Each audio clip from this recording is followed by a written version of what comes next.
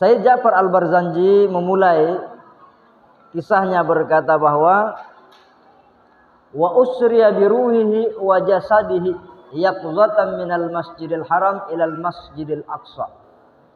Dan Nabi Muhammad sallallahu alaihi wasallam diisra mi'rajkan bi ruhihi wa jasadihi, dengan ruhnya dan jasadnya, yaqzatan dalam keadaan sadar. Dia melakukan perjalanan Isra Mi'raj itu. Kenapa? Karena menolak anggapan ada yang mengatakan bahwa Nabi Isra Mi'raj itu hanya ruhnya saja. Kalau ruhnya ibaratnya orang tidur, dia bermimpi pergi ke Makassar, dia bermimpi ke luar negeri, ya apa istimewanya? Makanya ditegaskan dalam Al-Barzanji itu bahwa yaqzatan wa urija bihi ila samawati wal ardh, dan Nabi Muhammad itu dimi'rajkan juga dengan jasadnya dan ruhnya dalam keadaan sadar. Jamaah sekalian yang sama berbahagia, kenapa begitu istimewanya Isra Mi'raj ini? Beliau mengatakan annal Isra wal Mi'raja min atammi mu'jizatihi, termasuk mukjizat yang paling besar yang dialami oleh Rasulullah adalah Isra wal Mi'raj itu sendiri. Beliau diperjalankan dalam waktu yang singkat, yang di zaman itu perjalanan Palestina dengan Mekah itu 3 bulan. Paling cepat kalau kendaraan kuda ditempuh 1 bulan. Jadi kalau ditempuh sepertiga malam atau separuh malam, itu sesuatu yang tidak masuk akal pada zaman itu. Sama halnya orang naik tanah suci dari Indonesia dulu 6 bulan naik kapal, pulang pergi. Jadi pergi 3 bulan, pulangnya 3 bulan, 6 bulan. Makanya banyak orang Bugis itu nikah senanak na tawaf. Kenapa? Karena dia pas bertawaf lahir anaknya. Nikah senairo Arafah. Saya punya keluarga namanya Arafah. Kenapa? Mungkin dia pas wukuf di Arafah melahirkan istrinya. Kenapa 6 bulan lamanya? Apalagi kalau suami istri berangkat, wah, sempat ijajo kuyase. Jamaah sekalian yang sama berbahagia. Jadi dulu mustahil namanya Isra Mi'raj itu, tidak masuk akal. Karena perjalanan Palestina dengan Makkah itu ditempuh dengan jarak paling cepat 1 bulan. Tapi kalau sekarang dengan pesawat itu hanya hitungan jam saja. Jamaah sekalian yang sama berbahagia. Di dalam Al-Barzanji dikatakan wa ra'a Adama fil ula wa qad jalla lahul waqaru wa ala. Baginda Nabi di langit yang pertama beliau berjumpa dengan Nabi Adam alaihissalam. Bagaimana kondisinya Nabi Adam? Dalam syarah Al-Barzanji dikatakan tingginya Nabi Adam itu situna zira'a, 60 siku. Nah, kalau kita lebih kurang 30 meter tingginya Nabi Adam. Wa arduhu, lebarnya badannya sab'atu azru'in, 7 siku. Sekitar hampir 3 meter lebarnya badannya, tingginya tadi 60 meter. Itulah Nabi Adam alaihissalam. Maka tidak heran Ka'bah itu tinggi 11 meter. Di zamannya Nabi Ibrahim tidak pakai steleng kayak kita kan begitu. Maka malup kumitoy. Dinding Ka'bah itu orang berdiri begini, pintunya Ka'bah belum pernah dapat itu pintunya kalau orang Indonesia. Berarti dulu itu pintunya Ka'bah ditempati masuk tanpa tangga, begitu mudahnya. Matan remetoy torioloy. Di mana disebutkan dalam Syarah Al-Barzanji oleh Syekh Nawawi Al-Bantani. Apa hikmahnya? Kenapa Nabi berjumpa dengan Nabi Adam di langit yang pertama, bukan Nabi yang lainnya? Wa hikmatuhu annahu awwalu abaihi. Kenapa Nabi Muhammad berjumpa Nabi Adam di langit yang pertama? Karena dialah manusia yang pertama. Dialah bapaknya manusia. Jadi sebelum menghadap kepada Allah, Nabi Muhammad soan. Ko ini lo masyarah.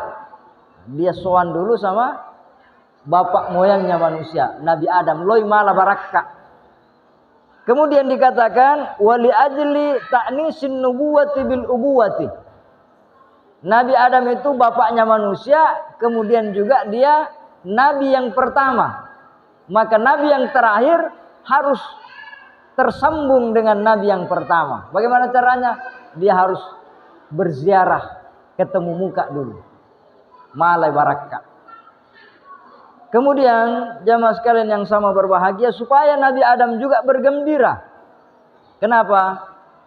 Karena Nabi Muhammad itu adalah nabi yang paling banyak umatnya masuk surga. Jadi Nabi Adam bergembira.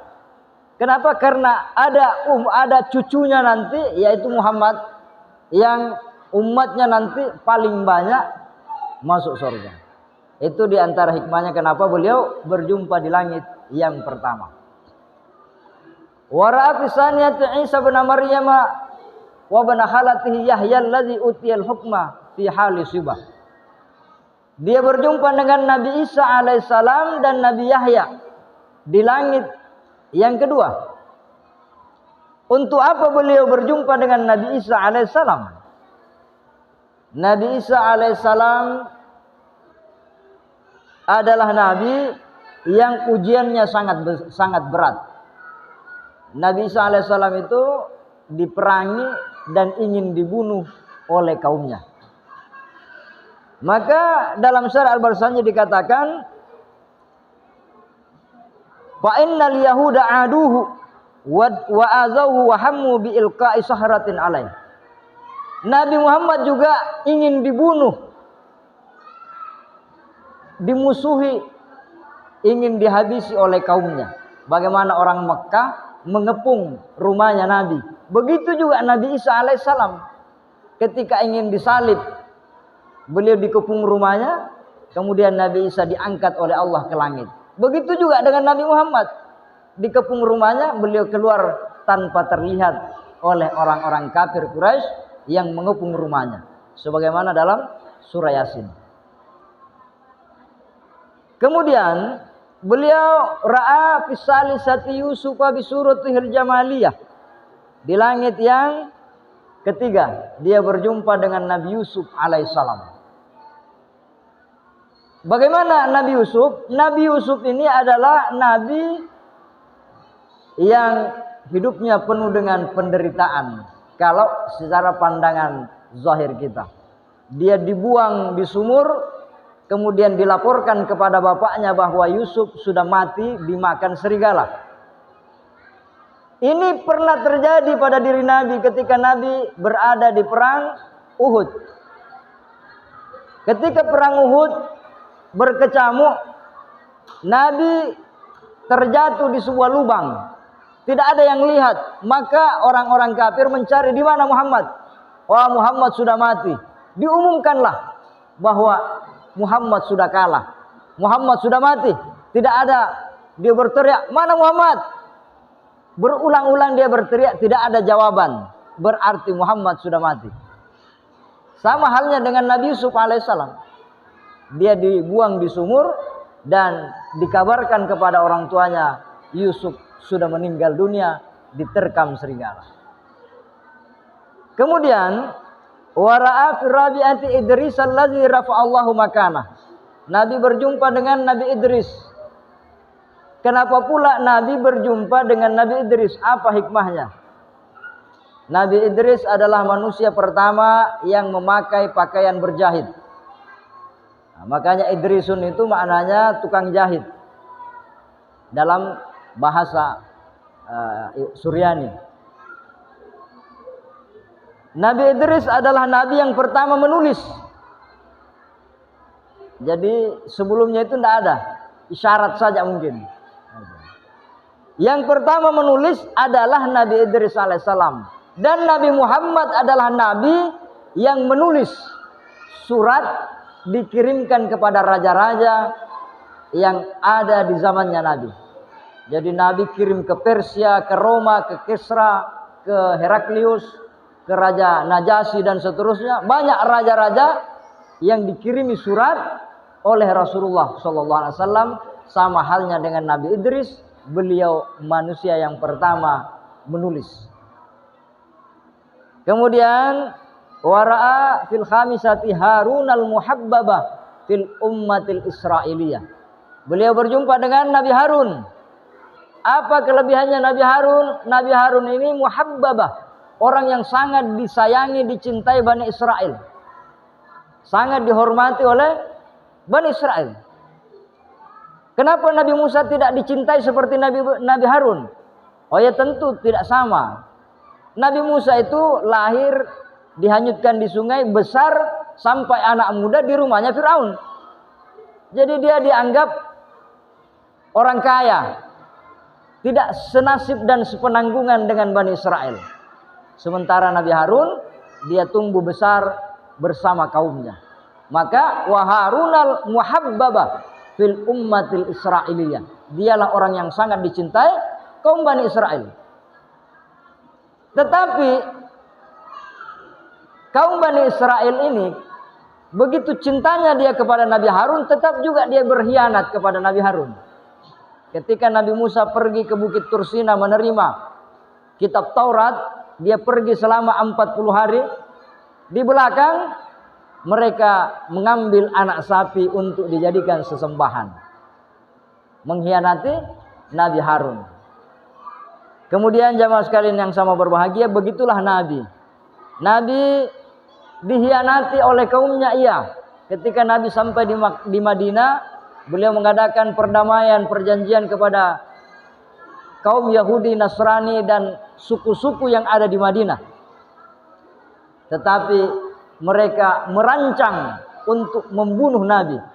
Mereka menyewa orang-orang untuk meracuni Rasulullah SAW.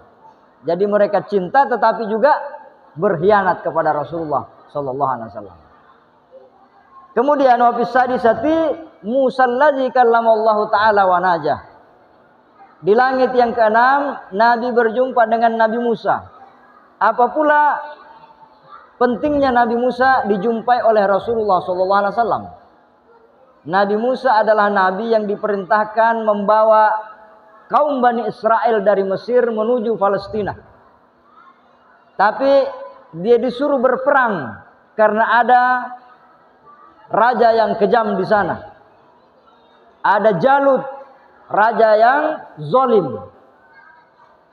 Tetapi kaumnya berkata kepada Nabi Musa, izhab anta wa rabbika izhab anta wa rabbuka faqatila inna hahuna qa'idun. Wahai Musa, pergilah engkau berperang bersama Tuhanmu, kami menunggu di sini. Hasilnya kalau menang kau panggil maki. Begitu kurang ajarnya kaumnya Nabi Musa. Sementara Nabi Muhammad bersama kaumnya dia berperang. Kapan itu? Mulai dari perang Badar sampai perang-perang yang lainnya. Jadi hampir sama perjuangannya. Beliau membawa umatnya dari Makkah ke Madinah dan membangun kota Madinah. Disitulah tersiar Islam ke seluruh dunia. Jamaah sekalian yang sama berbahagia. Wa bis-sabi'ati, dan pada langit yang ketujuh, Ibrahim allazi ja'a rabbahu bisalamatil qalbi wat tawiyah. Beliau berjumpa dengan Nabi Ibrahim alaihissalam. Nabi Ibrahim, apa pentingnya diziarahi oleh Nabi? Nabi Ibrahim itu disebut dengan Abul Anbiya, bapaknya para nabi. Kenapa? Nabi Ibrahim ini punya anak namanya Ishak. Kemudian dia punya anak namanya Ismail. Dari Ishak lahirlah Yakub, dari Yakub lahir Yusuf, begitu seterusnya kepada Yahya, Zakaria, Isa, sampai kepada sekarang ini. Jamaah sekalian yang sama berbahagia. Sementara Nabi Muhammad dari Nabi Ismail, dari Ibrahim bin Ismail sampai kepada Nabi Muhammad SAW. Jadi dia menziarahi neneknya, mengambil berkah kepada Nabi Ibrahim alaihissalam. Kenapa? Sama kita ketahui, kata Syekh Nawawi Al-Bantani, Nabi Ibrahim adalah nabi yang terkenal dengan dilemparkannya dia ke dalam api dibakar oleh Raja Namrus. Nabi Ibrahim sendiri melawan Namrus, seorang diri, tidak ada yang bantu dia. Artinya apa? Begitulah perjuangannya Rasulullah SAW di awalnya. Dia membawa cahaya Islam itu sendiri, meskipun dia harus menghadapi kerasnya kaumnya. Jamaah peringatan Isra wal Mi'raj yang sama dimuliakan oleh Allah. Jadi di antara hikmah yang terbesar yang didapatkan oleh Rasulullah SAW dalam perjalanan Isra Mi'rajnya itu, beliau naik ke langit 7, naik ke Sidratul Muntaha sampai ke Mustawa, sampai dia berjumpa dengan Allah Subhanahu wa taala. Artinya apa? Dia lebih tinggi daripada Nabi Adam, posisinya lebih tinggi daripada Nabi Ibrahim alaihissalam.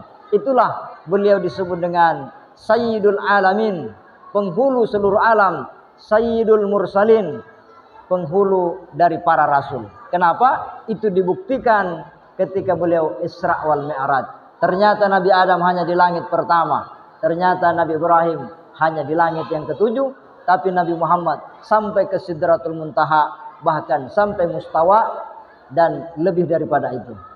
Mudah-mudahan bisa menjadi bahan renungan bagi kita bahwa terakhirnya Rasulullah menerima sholat 5 waktu. Itulah hal yang paling istimewa yang diberikan oleh Allah kepada umatnya Nabi Muhammad SAW.